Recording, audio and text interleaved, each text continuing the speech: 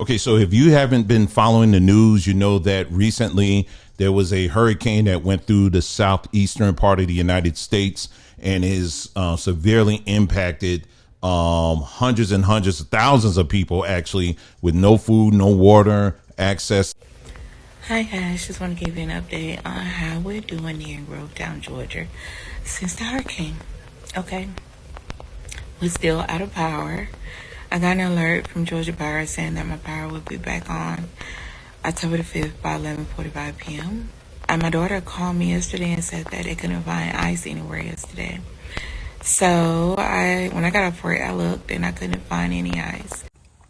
Hey, I'm making this video for people who are in the Augusta, Georgia area. If you know where any gas stations are that has gas and that is able to take either cash or card, please comment below. I have my vehicle back. The thing is, I have no gas and there's no gas around. So if you know a gas station that you're able to go to get gas, please, please, please let us know. To the basic necessities. We have some very good friends that are down there in Georgia, and they have a nice sized family, and they were pretty much locked right in their own home where they couldn't have access. They didn't have access to power.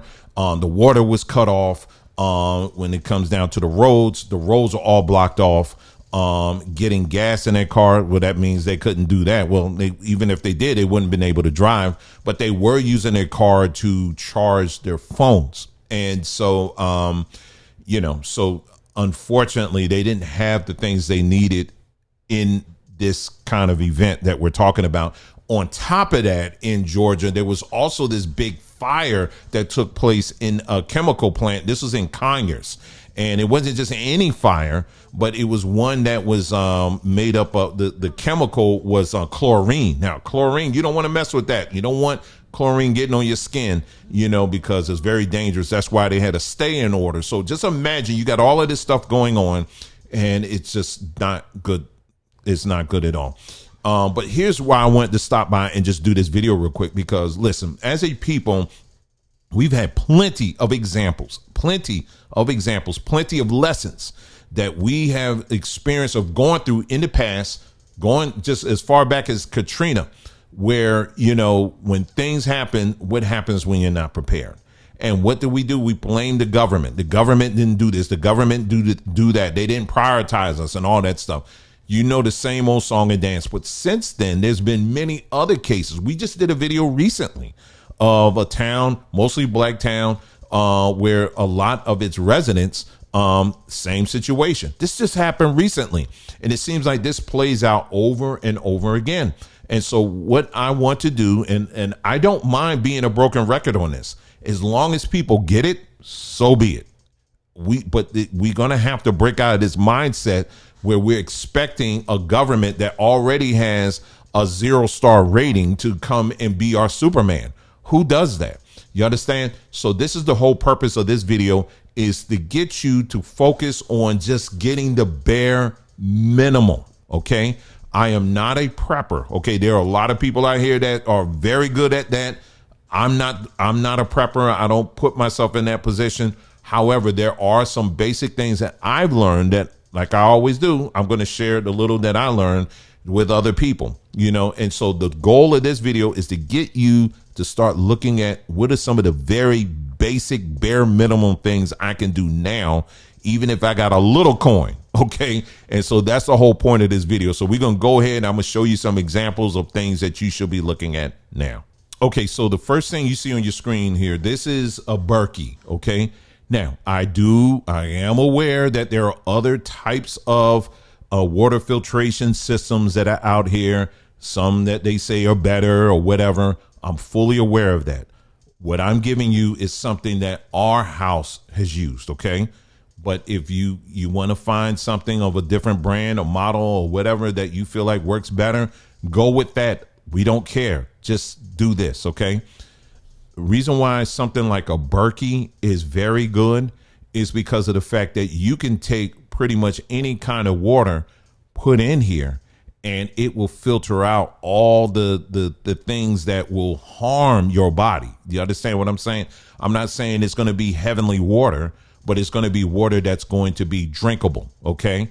And so you want to get something like this. All right. So you think about these different places, in recent history of these different towns where, like Flint, Michigan and all of that, where, while the local water was contaminated, people could have taken that same water, put it through a Berkey, and would have been able to transform it into water that they can drink.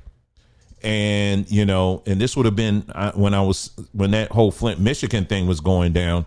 I was saying, man, this would be a perfect opportunity for Berkey or some other company to come in and say, hey, this is a great time for us to test drive or to show people or to demonstrate how good our product is. I didn't see anybody doing it, but remember a while back, we actually did an interview with Moses West, and I'll put a link to that interview as well. And he's a gentleman that developed the technology of pulling moisture out of the air and making it into drinking water. And so, yeah, you can check out that interview. But if you don't have a Moses West, you can do this yourself. Now, I understand you see the price on in this particular one. They have a big one. They have a smaller one that's a little bit cheaper than this. But I'm not saying that you have to get a Berkey. OK, just get something along these lines that has some type of track record of converting water and make water that has some contaminants in it, and being able to change to filter it out to where you can make it can be drinkable for you and your family.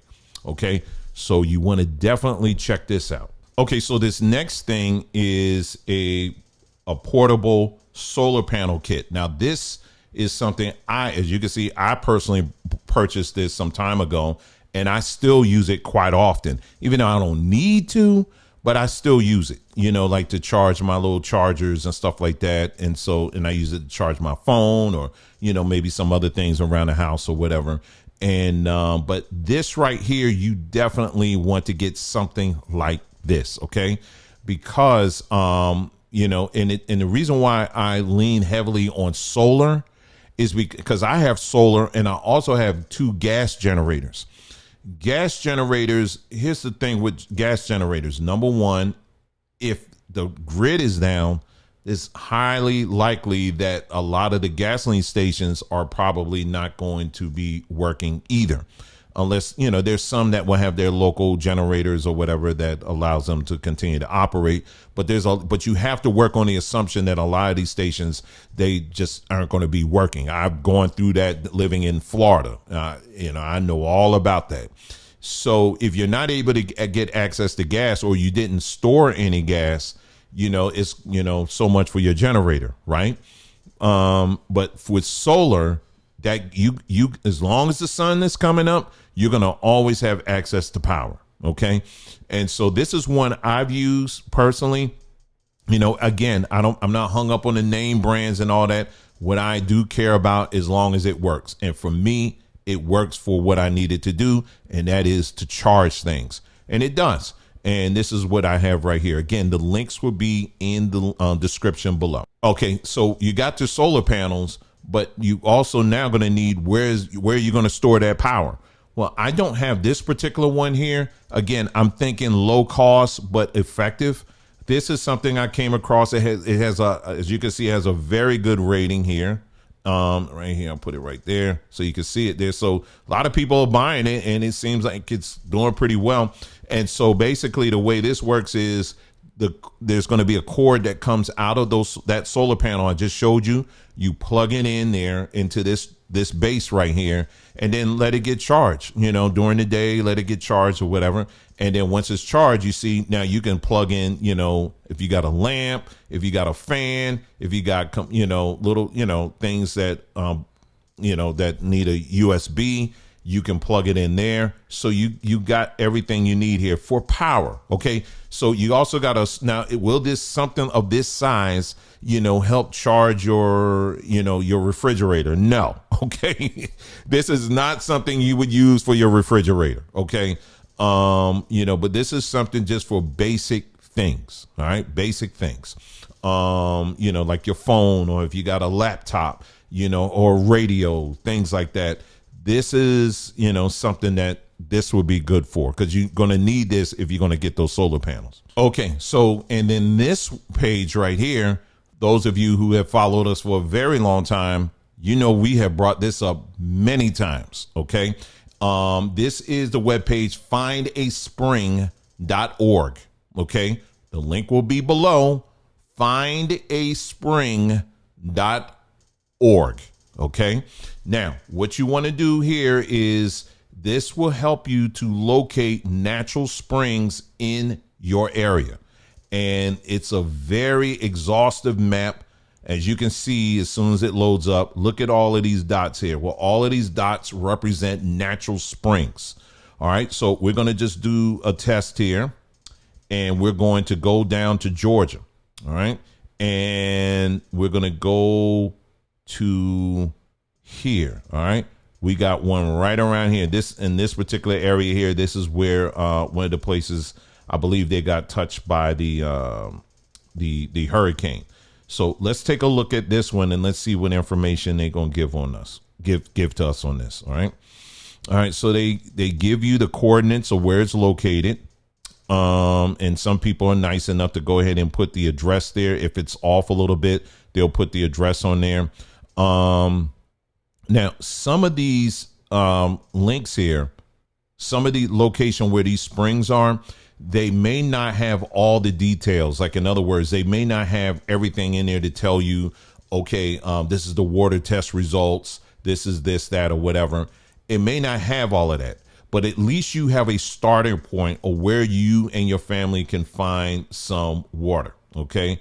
And this so happens to be the Cedar Wellness Farm Well. And because there's a lot of natural springs, you know, all over the country here. And so this is one here. We was able to locate one where our friends live. It was about, they said it was about 7 miles away from them, of 7 minutes or something like that. It was very close. But by that time, I think their water got turned back on. But anyway, so you can click away and look and check all of these out, and it will give you some basic information about each natural spring. Some of these springs are actually located right on the side of the road. As you can see right here, someone just took their water bottle. Can you see that? And they just put it right there. And, you know, the water, that's natural water. Now, would I personally just drink it straight out from what you see right here?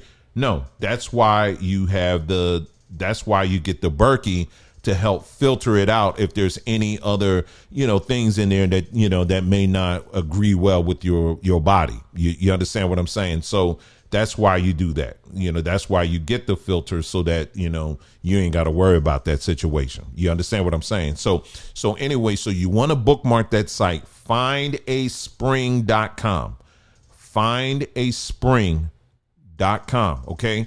You need that. That needs to be just, you should already know where are the local springs in my area, or the closest one, so that if something does happen, I know where I can get some water for my family.